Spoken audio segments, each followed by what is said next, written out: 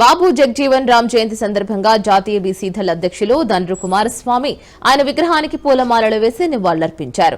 బడుగు బలహీన వర్గాల ఆరాధ్య దైవం జగ్జీవన్ రామ్ అని కొనియాడారు. పీడిత దళిత దీన జనుల కోసం శ్రమించి సంస్కరణ కోసం పాటుపడిన యోధుడు జీవన్ రామ్ అని, ఆయన జీవితాన్ని నేటి యువత ఆదర్శంగా తీసుకోవాల్సిన అవసరం ఎంతైనా ఉందని దొండ్రు కుమారస్వామి పిలుపునిచ్చారు. ఈ దేశం ఎప్పటికీ గుర్తుంచుకోగల నాయకుడు, సామాజిక రాజకీయ బానిసత్వాలపై జీవితాంతం యుద్ధం చేసిన బాపూజీ ఇప్పటికీ స్ఫూర్తిదాత అని దొండ్రు కుమారస్వామి అన్నారు.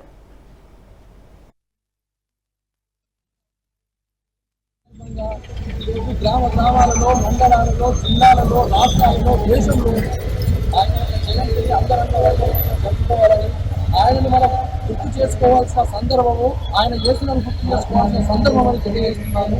స్వాతంత్ర మరియు అంతేకాకుండా ఈరోజు దేశానికి సేవ చేసిన ఆయన యొక్క సేవను ప్రతి ఒక్కరు కూడా గుర్తు చేసుకోవాల్సిన రోజు తెలియజేస్తా ఉన్నారు.